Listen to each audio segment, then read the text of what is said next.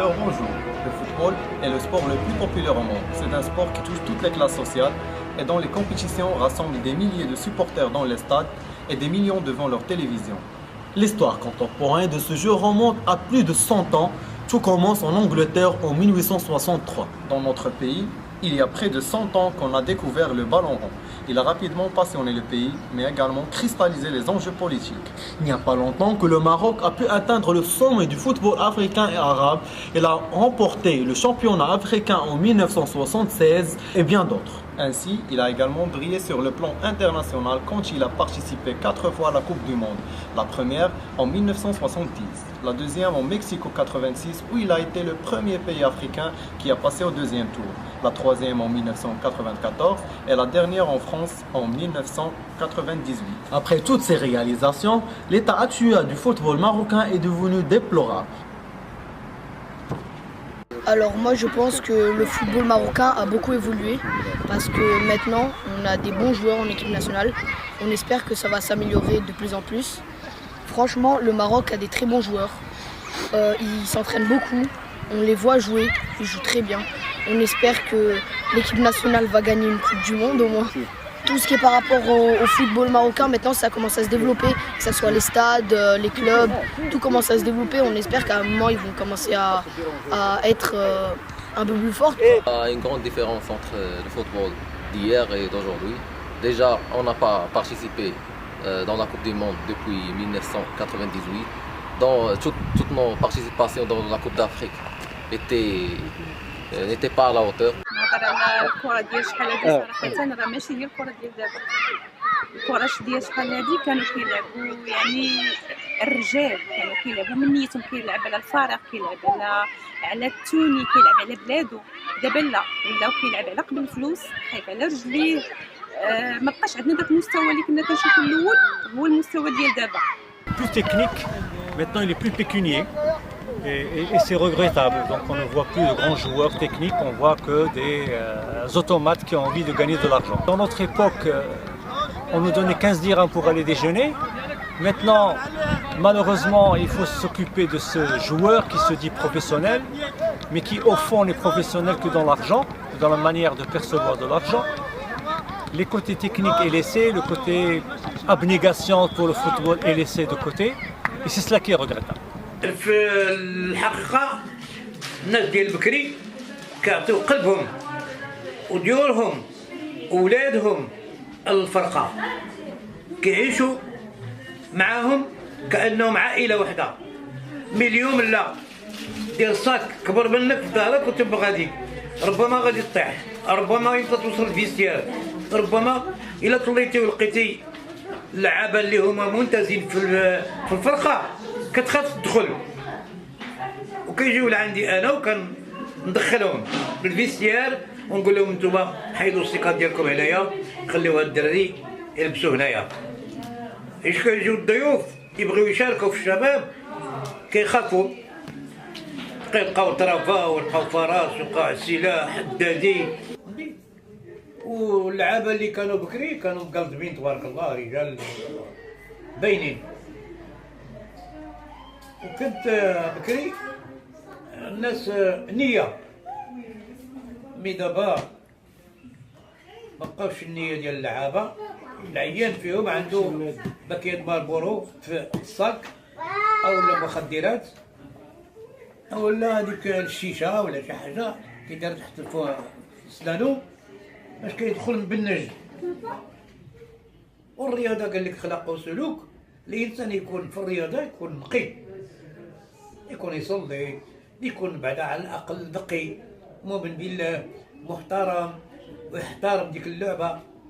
الشرف ديالو هي ديك الرياضة.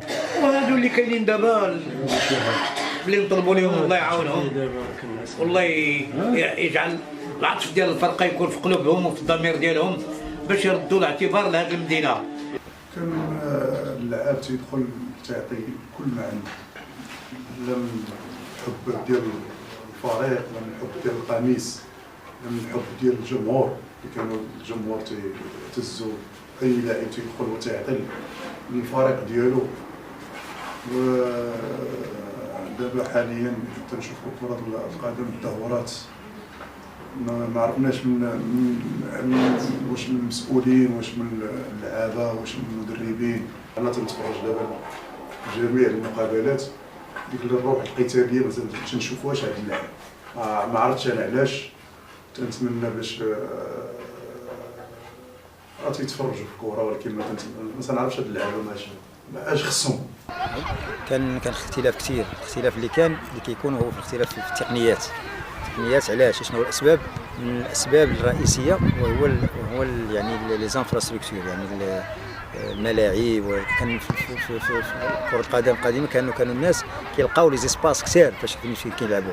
الاحياء كانوا الدروبه، الاحياء كان بزاف ديال هاد المسائل هما اللي كيخلاو الانسان كيتعلم بزاف ديال لي زا بي سي ديال لو فوتبول. يعني دوك التقنيات الاساسيه، دوك لي تكنيك اللي كنشوفوهم حنا، دوك لي جو اللي كديرهم في لا فورماسيون دابا اللي كيديرهم حنا، كانوا كيداروا عفويين، بطريقه عفويه، لان الانسان كتعلموا بهذا اللفظ، يعني كتعلموا الزنقه هي اللي كتعلموا.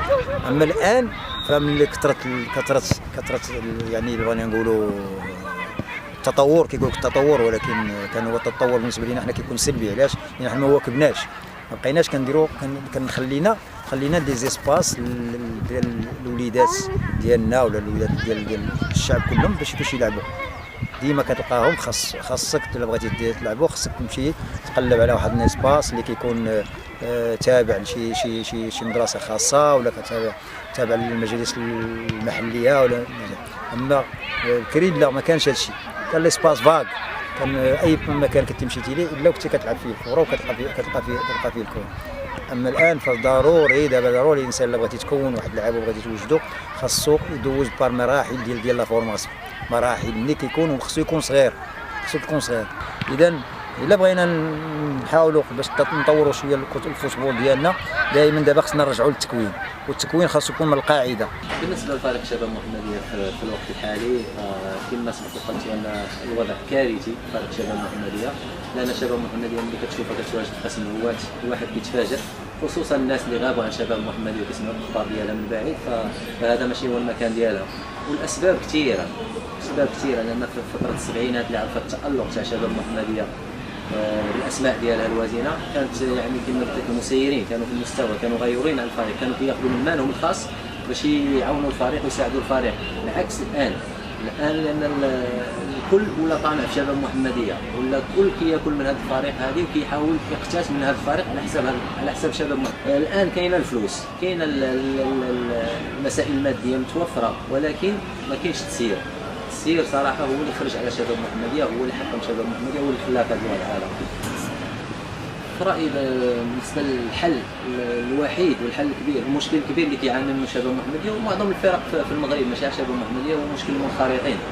لان مشكل الجامعه وهذا عرف القانون تاع المنخرطين، هما اللي كيتحكموا في الفريق، هما اللي كيصوتوا على الرئيس اللي بغاو يكون. فهذا المشكل خلى شباب محمديه بان يحتكروها واحد الفئه معينه من المسيرين. فلو حيدوا المنخرطين وخلاو ان مثلا انا حل بالنسبه لي، خلاو مثلا العامل تاع المدينه او من الوزاره الناس كيتحكموا في معظم الفرق المغربيه، فكنعتقد ان الوضع غيتبدل وان الامور غتمشي على ما يرام. Populaire au monde. Chers spectateurs, bonjour. Chers spectateurs, bonjour. Le football est le sport le plus populaire au monde. C'est un sport qui touche une très grande sociale.